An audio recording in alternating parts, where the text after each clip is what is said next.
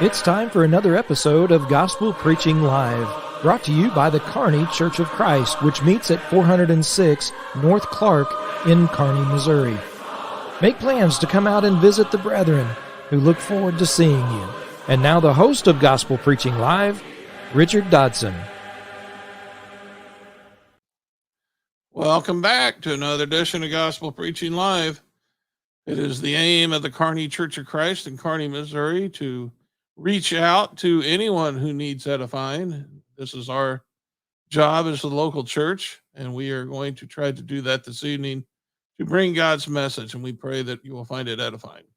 If you do like this, make sure that you share this with your friends. Give us a like on Facebook or YouTube, and you can subscribe to our page so that you'll be able to receive notifications of more lessons. Now, if you want to see past episodes, go to the YouTube channel and you can be sure to see all the previous episodes of Gospel Preaching Live. All right, tonight's lesson is going to coincide with what we talked about in Berean Spirits, another internet show this morning, where we talked about spring break and how spring break can be a strong temptation for a lot of people. They have been cooped up all winter, especially with COVID. And the weather's getting warmer, and they're going to flee. They're going to try to go someplace and just to get out of the house and be free. And there's nothing wrong with that. That's all well said and good. But the problem comes with what we see many young people doing, as well as adults. They get away from their home environment, and all of a sudden they're lured to temptation. And they may leave home thinking they're not going to fall into temptation, but all too often they do fall, they do surrender. And so when that happens, they start thinking about, well, I'm away from home and nobody's going to know about it. Nobody's going to see me. You know, I can be a partaker in sin and get away with it. And it's much like this little girl who's looking at the counter. If you can see the picture that's on the screen, she's looking at the counter of that jar full of cookies. You know, I probably should have put my face on that picture because I love cookies. I love chocolate chip cookies. And it is very much a temptation for me. And many times I have been told that I need to stay away from it. And I do. But I'll look at that jar full of cookies, as every child does, and they start to be tempted. And then they think to themselves, you know, there's a bunch of cookies in there. If I just had one, who's going to notice one missing? I can get away with it.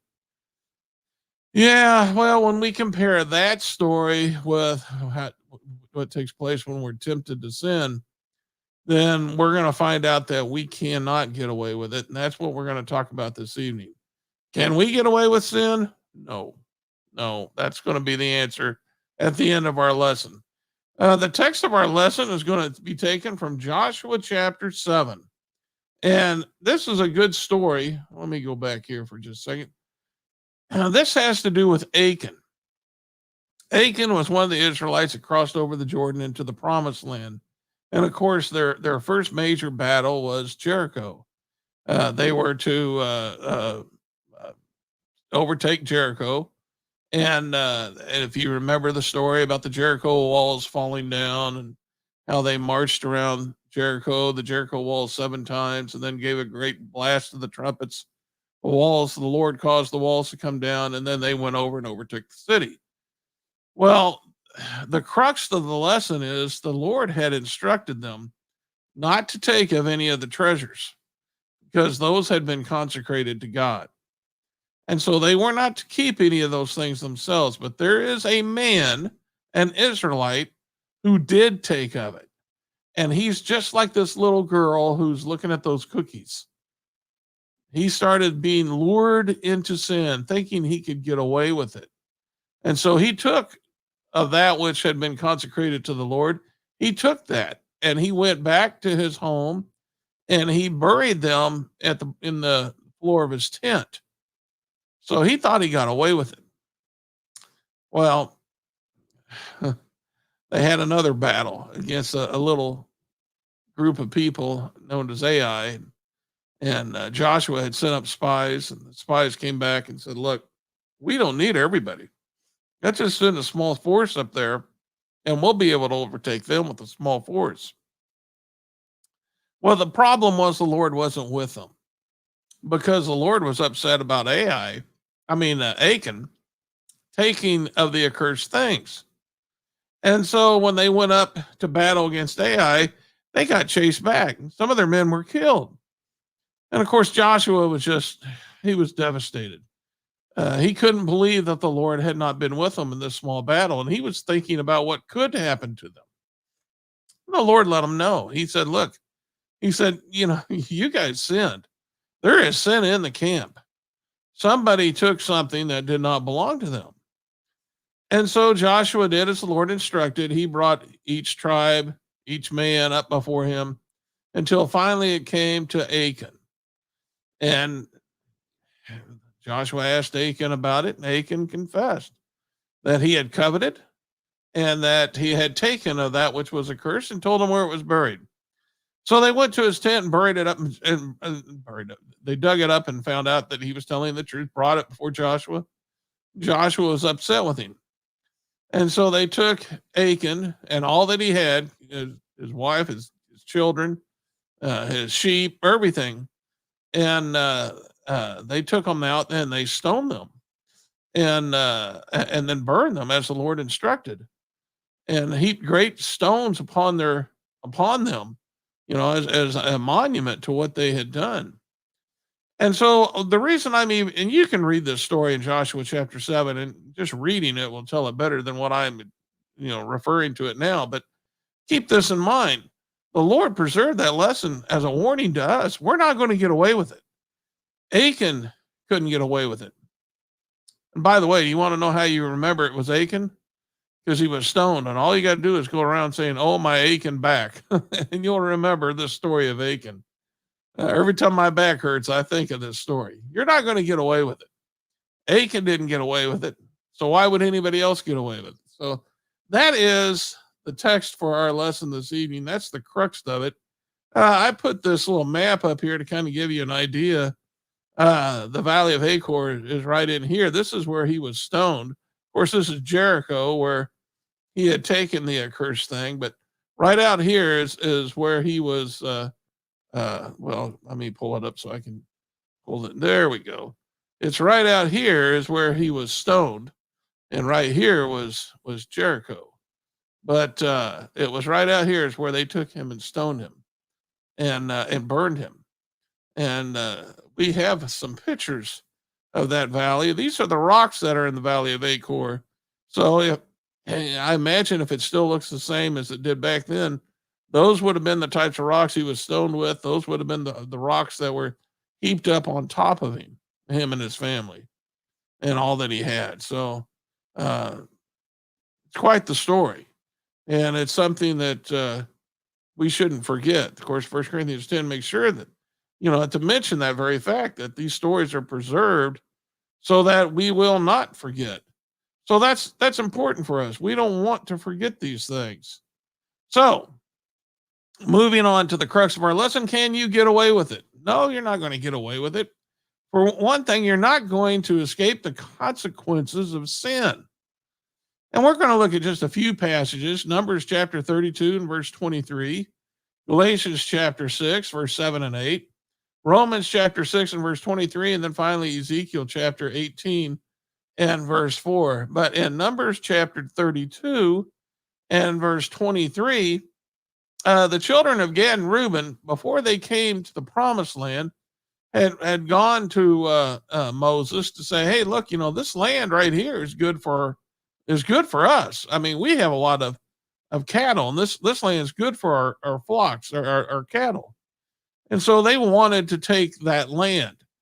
Of course, Moses was like, hey, he goes, our fathers prevented, everyone from entering into the promised land. And of course, we were punished for that. Why are you doing the same thing? Why are you trying to keep us from going into the promised land? But they were like, no. We have every intention of going with you into the promised land and fighting to possess that land. We're just saying that afterwards, if we can come back here and live, because it's good for our flocks. And so Moses was like, okay, well, that doesn't sound bad. As long as you're willing to fight and help us and help us to receive the inheritance. And so he says this in Numbers 32 and verse 23. He says, if you don't do this, he goes, you take note, you have sinned against the Lord. And he said, be sure your sin will find you out. Yeah, our sins do find us out. And Moses was reminding them, we need to be reminded that as well. If we have sins, it's going to find us out. It's going to be made known. And so we shouldn't try to think or be tempted by the devil. The devil's going to say, you can get away with it. It's just one cookie. Nobody's going to notice. Yeah, they will. Somebody's going to see the crumbs on your face. Somebody's going to notice a little chocolate chip that got smeared on your lip. Somebody's going to smell your breath and know that you'd had a cookie. Somehow it's going to be made known. And I know this. I can speak this for a fact. I never have gotten away with taking a cookie. Well, that's the same way with sin. And Moses you're not going to get away with it. For one, the reason, the big reason is the Lord's not going to let you get away with it. Paul told this to the Galatians in Galatians chapter 6 and verses 7 and 8. He says, do not be deceived. God's not mocked. For whatsoever man sows, that will he also reap. For he who sows to his flesh will of the flesh reap corruption. But he who sows to the Spirit will of the Spirit reap everlasting life. So the Lord is basically saying, and we got another verse that shows this, but you're going to get what's coming to you. If you go out and you sin thinking you're going to get away with it, there is the one who is watching, who knows about it, is the one that matters the most. And that's God. He's the one that you're accountable to. And the reason you think you're going to get away with it is because you lack belief. You lack faith. But you got to realize God's eyes are always there. He's always over us watching. And I can't help you believe that, but it would really help you if you would increase your faith, because if you think that the Lord's not watching, well, you're just wrong. In Romans 6 and verse 23, he says the wages of sin is death. So that's your pay. You're going to get what's coming to you. If you have been sinning, then you're going to get paid for sinning. It's that simple. There's no getting around it. So in Ezekiel 18 and verse 4, Ezekiel the prophet, he said, all souls are mine, says the Lord. The soul of the Father as well as the soul of the Son is mine. The soul who sins shall die. You're going to get what's coming to you. The wages of sin is death. So if you decide to partake in some type of temptation, thinking you're going to get away with it, no, you're not. You're going to die.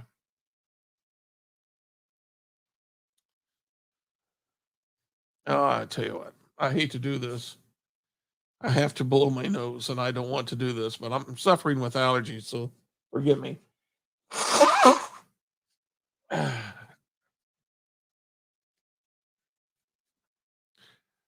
Okay. Can we get away with it? No, we're not going to escape death.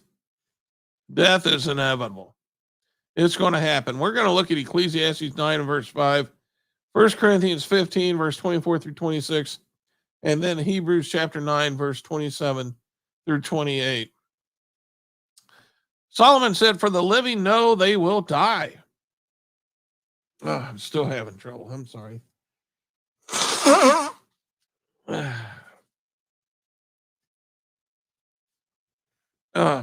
Forgive me. For the living know they will die. Yes, that's right. Everybody knows they're going to die because everybody does die. I had a friend of mine just found out here a couple of days ago that I used to work with passed away. And my first thought was, well, I'll be going soon. I mean, my day's coming not too far along. Everybody's going to die. We all realize that. In 1 Corinthians chapter 15 and verse 24 through 26, Paul told the Corinthians, then comes the end when the Lord Jesus delivers the kingdom to God the Father after destroying every rule and every authority and power, for he must reign until he has put all his enemies under his feet. The last enemy to be destroyed is death. Well, death is not yet destroyed.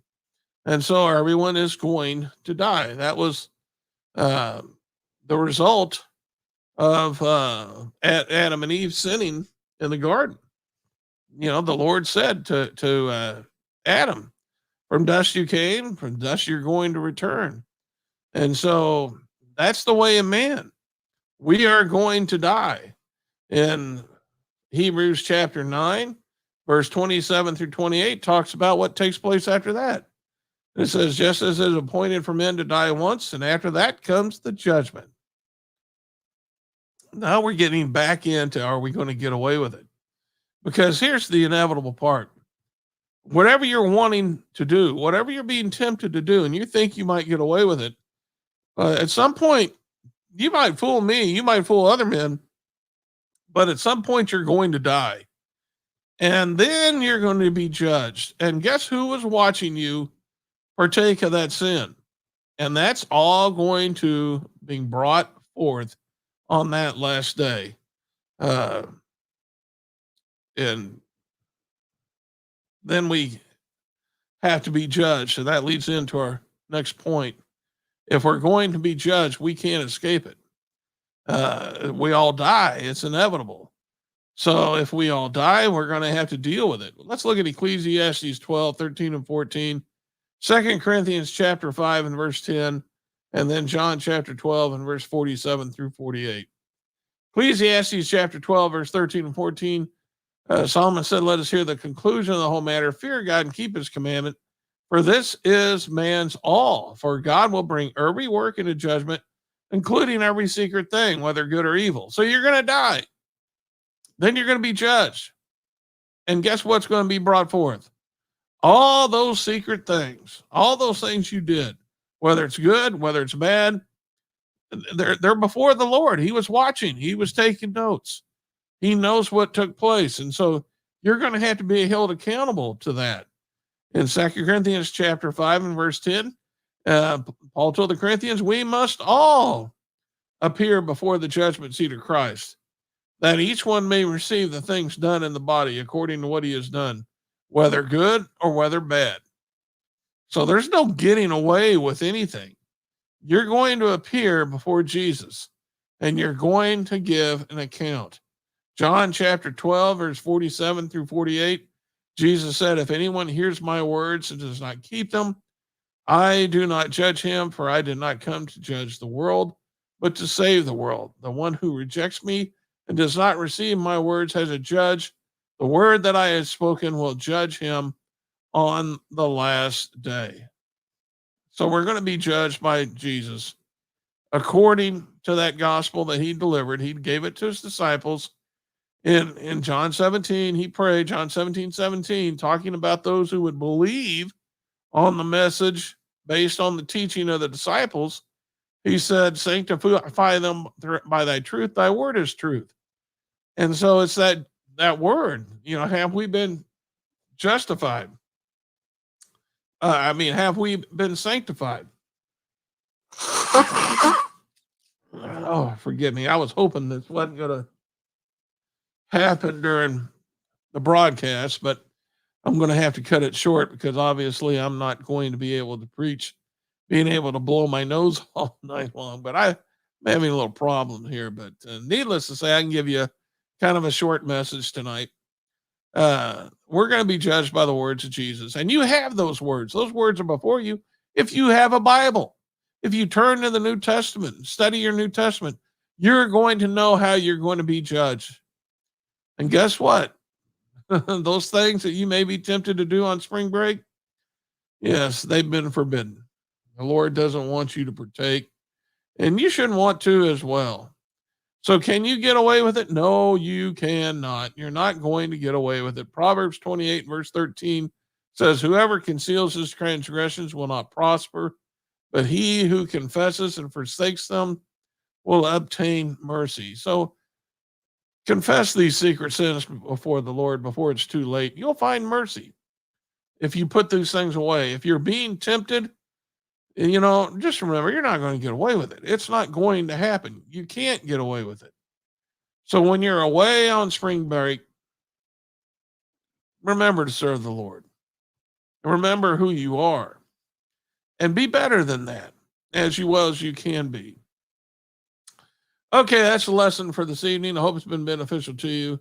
Again, I apologize for my sinus problem that I'm having, but hopefully by Sunday evening it'll be gone and I'll be able to give you a little bit better lesson.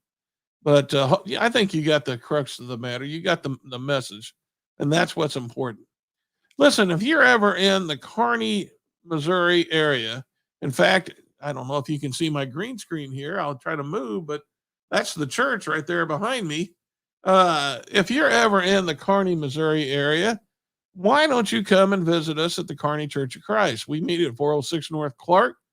We meet Sunday morning at 9:30 for Bible study, 10:30 for worship. And all the information you need to learn about the church, you can learn at carneychurch.com, www.carneychurch.com. And there you'll find a Facebook link, YouTube links, and all those links, the Berean Spirits link, all those links you can utilize to watch Sowers with Swords, an internet show, Berean Spirits, another internet show. Sowers with Swords is one that comes on every Tuesday at 10 o'clock with me and my brother-in-law, Chris Peltz. It's a work of the Southside Church of Christ in Springfield, Missouri. But we discuss issues, and nearly all the time I'm on. There'll be some I won't be on, but it's always the same format. There's issues discussed in light of what the scriptures teach. And so it's a good show. You can join in, you can ask questions, you can make comments, and it's always it's a very good way to learn more about the gospel. Likewise, as Berean Spirits, it airs every Thursday at 10 o'clock, and it's me and 4 other preachers where we just study the Bible together, and we try to do that in light of what Acts 17:11 teaches how the Bereans did it. And I'd invite you to watch, especially in light of this morning show at 10 o'clock. This sermon this evening kind of goes hand in hand with what we discussed this morning about how to conduct ourselves on spring break. So I'd invite you to watch that. Listen, if you are in the Kearney area and you want to hear a gospel lesson, you can hear it every Sunday morning at 7 o'clock on 102.7 FM KPGZ. That is Kearney's hometown radio station, 102.7 FM. You'll be able to listen and then be able to put your shoes on and come to church and hear another lesson. If you live outside the Kearney area, you can stream their signal on your mobile device or go online to their website, and you can stream it and hear a lesson. But I'd invite you to listen for that as well. Okay, that's all I have for you this evening. Our next lesson will be this Sunday at 6 p.m., and I look forward to seeing you then. Until that time, remember, this is the day the Lord has made. Let's rejoice in it and be glad. This has been Gospel Preaching Live. Join us each week as truth is taught, faith is examined, and beliefs are challenged. Be sure and hit the like button so you can be notified of future episodes. And to watch past episodes, go to our website, carneychurch.com. This has been a work of the Kearney Church of Christ.